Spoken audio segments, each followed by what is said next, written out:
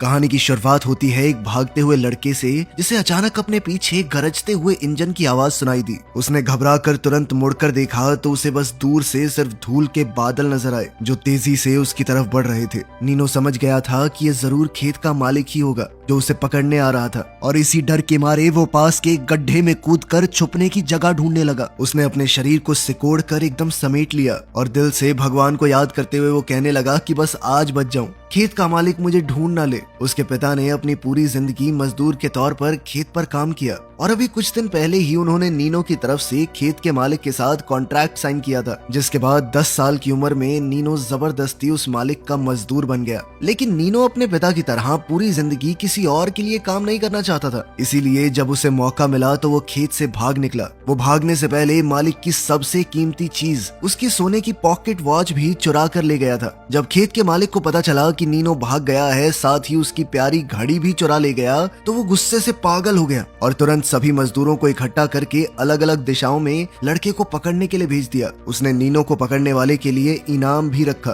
तब नीनो के पिता भागते हुए मालिक के पास जाकर अपने बेटे की तरफ से माफी मांगने लगे, लेकिन मालिक ने गुस्से में उसे भी डांट कर भगा दिया। इधर भागता हुआ नीनो उस बड़े से पेड़ के नीचे पहुंच गया जहां उसकी बहन काफी देर से उसका इंतजार कर रही थी। नीनो ने जल्दी से उन कपड़ों को बदला जो बहन लाई थी और फिर अपनी बहन से कहा कि मेरे पुराने कपड़े दूसरे रास्ते पर फेंक देना ताकि शिकारी कुत्तों को भटकाया जा सके। फिर अपनी बहन को अलविदा कहने के बाद नीनो फिर से भाग निकला। वो पूरी ताकत से दौड़ता रहा और एक पल के लिए भी रुकने की हिम्मत नहीं की। सिर्फ रात होने पर ही वो एक पत्थर की गुफा में जा छुपा। फिर उसने थोड़ा सा खाना खाकर अपनी थोड़ी ताकत जमा की और फिर पूरी रात थोड़ा डरते हुए गुजारी।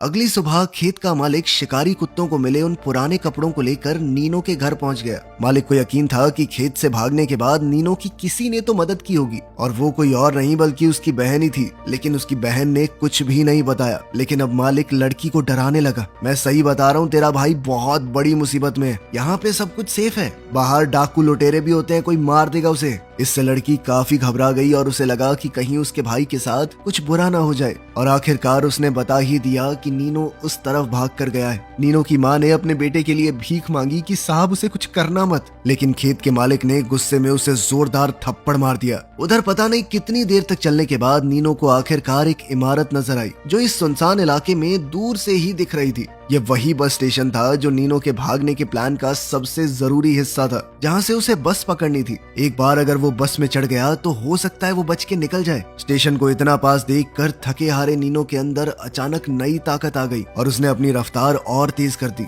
लेकिन अचानक उसके कानों में पीछे से इंजन की आवाज आई। दूर से उड़ती हुई धूल को देखकर नीनो का दिल जोर से धड़कने लगा। उसे समझ आ गया कि ये जरूर खेत का मालिक ही है जो उसका पीछा कर रहा था। और अब कहानी वहीं पहुंच गई जहां से शुरुआत हुई थी। जैसे जैसे मालिक और पास आता गया, नीनो का डर बढ़ता रहा। उसकी सांसें तेज हो गई। उसने अपनी आंखों को जोर से बंद कर लिया, मानो उसने खुद को किस्मत के हवाले छोड़ दिया। खुशकिस्मती से हवा में उड़ती हुई धूल ने नीनो को बचा लिया। खेत के मालिक की नजर उस पर नहीं पड़ी। मालिक तुरंत बस स्टेशन के आसपास लोगों से पूछकर नीनो के बारे में पता लगाने की कोशिश कर रहा था, लेकिन उसे कुछ भी हासिल नहीं हुआ और बेचारा नीनो मजबूरी में बस छुपकर देखता रहा। जब वो बस जिसमें उसे भागना था धीरे धीरे स्टेशन से निकलकर दूर चली गई तो उसकी आंखें भर आई। उनके इस दूर दराज से स्टेशन पर बस बहुत कम आती थी और यहाँ पर अगली बस सीधा 4 दिन बाद आएगी। लेकिन खेत का मालिक भी ऐसे ही उसे छोड़ने वाला नहीं था, क्योंकि नीनो सिर्फ कोई भागा हुआ मजदूर नहीं था, उसने मालिक की सबसे कीमती चीज चुराई थी। मालिक ने सोच लिया था कि वो खुद नीनो को पकड़ेगा, चाहे उसे दुनिया का कोना कोना क्यों ना छानना पड़े। उसने अपने एक आदमी को स्टेशन पर ही छोड़ दिया कि यहीं रहकर निगरानी कर, जैसे ही नीनो दिखा उसे पकड़कर मुझे बताना, और फिर बाकी लोगों के साथ आगे ढूंढने चला गया।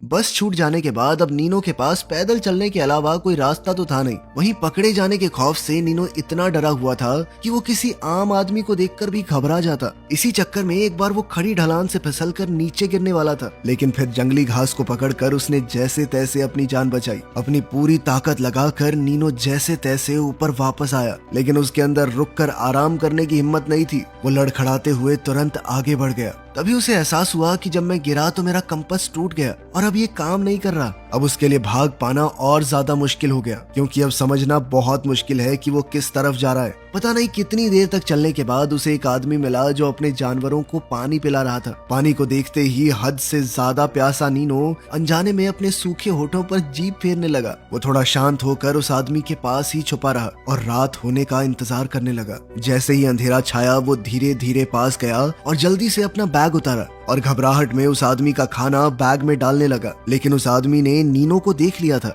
जैसे जैसे वो आदमी उसकी तरफ बढ़ा, घबराया हुआ नीनो अचानक मुड़कर भाग पड़ा, लेकिन आदमी ने उसे लाठी से मारकर गिरा दिया। फिर भी नीनो किसी तरह उठ खड़ा हुआ। उसने अपनी कमर से छुरा निकालकर आदमी को धमकाया कि पास मत आ मेरे, मैं मार दूंगा। लेकिन आदमी ने उसकी बात नजरअंदाज कर दी और फिर से आगे बढ़ने लगा, जिससे डरा हुआ नीनो दोबारा अपनी जान बचाकर भाग गया। उसके पास इतना भी वक्त नहीं था कि जमीन पर गिरा हुआ बैग उठा सके। बैग छूट जाने के बाद नीनो के पास अब कुछ भी नहीं बचा था, ना कोई खाना ना पानी, सिर्फ एक अकेला बेसहारा बच्चा। फिर न जाने कितनी देर बाद उसे दूर से एक इमारत नजर आई। उसने हिसाब लगाया कि यहाँ पर लोग भी होंगे, मुझे खाना और पानी मिल सकता है। इसी उम्मीद के साथ उसने आसपास ध्यान से देखा और धीरे धीरे हिम्मत जोड़कर उस इमारत की तरफ दौड़ पड़ा। उसने छुरा हाथ में कस के पकड़ लिया और थोड़ी हिम्मत बटोरता हुआ अंदर घुस गया। लेकिन अंदर बस एक टूटा हुआ पुराना कुआं था और कुछ भी नहीं।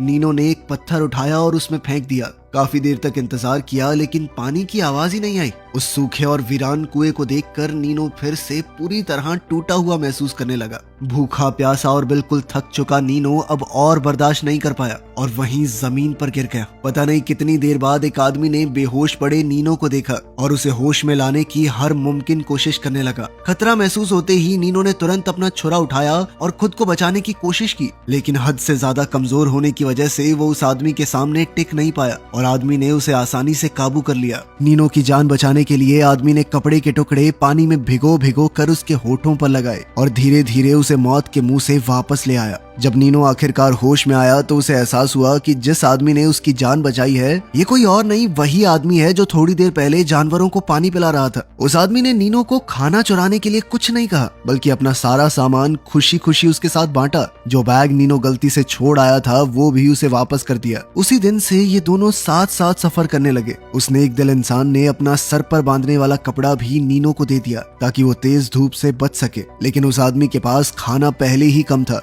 और अब तो 2 लोगों में बांटना पड़ रहा था। इसीलिए उन्होंने सिस्टम बनाया कि एक दिन खाना खाएंगे और अगले दिन भूखे रहकर सिर्फ पानी पर गुजारा करेंगे। जब खाना नहीं होता था तो दोनों बातें करके ही अपना पेट भर लेते और जब भूख बर्दाश्त से बाहर हो जाती तो पेड़ के नीचे लेटकर नींद का सहारा लेते।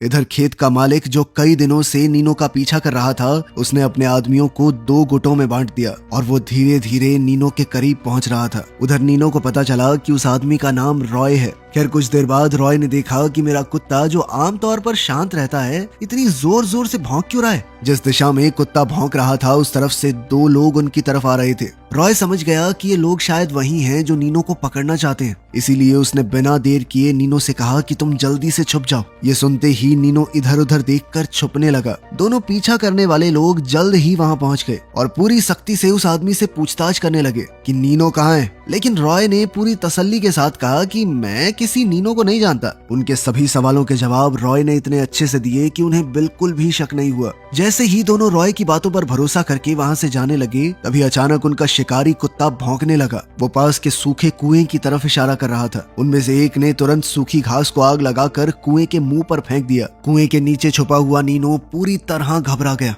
वो सांस भी बिल्कुल धीरे धीरे लेने लगा ताकि किसी को एहसास ना हो कि वो यहाँ पर छुपा हुआ है। फिर भी उन लोगों में से एक ने अपनी राइफल निकालकर कुएं के अंदर गोली चला दी, लेकिन किस्मत से नीनो को कुछ नहीं हुआ। उनका ध्यान भटकाने के लिए रॉय ने कहा कि कल मैंने पास की घाटी में बहुत सारे गिद्ध देखे थे, आसमान में घूम रहे थे, हो सकता है कि लड़का वहीं पर पड़ा हो, मर गया होगा, अब तक यहाँ पे क्या मिलेगा खाने को। उसकी बात उनमें से एक तो मान गया, लेकिन दूसरे ने अचानक से सवाल पूछा कि तुमने पेशाब कहाँ किया था। दरअसल दीवार के कोने में किसी ने पेशाब किया हुआ था। ये किया तो नीनो नहीं था, लेकिन इस बात का इस्तेमाल करके वो आदमी ये जानना चाहता था कि रॉय कहीं उन्हें झूठ तो नहीं बोल रहा। अब सही जगह का पता न होने की वजह से रॉय ने एक तुक्का मारा, लेकिन ये उससे बहुत बड़ी गलती हो गई। उन लोगों ने रॉय को बेरहमी से पीटना शुरू कर दिया। फिर भी जब रॉय ने नीनो के बारे में कुछ नहीं बताया तो उन्होंने अपनी चाल बदली अब वो नरमी से बात करने लगे, लेकिन चाहे वो कितनी भी कोशिश क्यों ना कर लें, रॉय एक ही बात कहता रहा कि मैंने किसी बच्चे को देखा ही नहीं। उसे बोलने पर मजबूर करने के लिए उन लोगों ने उसके सामने ही उसकी भेड़ों को काट डाला। ये भेड़ ही उस आदमी के जीने का सहारा है। अपनी आंखों के सामने उन्हें मरता देखकर रॉय को बहुत गुस्सा आ गया, लेकिन फिर भी उसने नीनो के बारे में कुछ नहीं बताया। फिर पीछा करने वालों ने मरी हुई भेड़ों को सीधा उस सूखे कुएं में फेंक दिया जहां नीचे नीनो छुपा हुआ था। नीनो एक एक लाश को अपने पास गिरता हुआ देख रहा था। उसका दिल गुस्से से फटने लगा और आखिरकार उन लोगों ने उस आदमी के प्यारे कुत्ते को भी उसी पुराने कुएं में फेंक दिया। अब नीनो से और छुपा नहीं गया और वो तुरंत उठकर ऊपर चढ़ने लगा। कुएं के किनारे से झांक कर उसने देखा कि जिस आदमी ने उसे बचाया था उसी पर ये जालिम लोग घोड़े से बांधकर जुल्म ढा रहे हैं। वो घोड़े को गोल गोल घुमाकर आदमी को पीछे घसीट रहे थे, कभी तेज कभी धीरे, बस उसकी जान के साथ खेल रहे थे। घायल और खून से सना हुआ रॉय नीनो को कुएं के किनारे लटके हुए देख रहा था। उसने धीरे से अपना सर हिलाकर इशारा किया कि कोई बेवकूफी मत करना, लेकिन उसी पल नीनो की नजर कुएं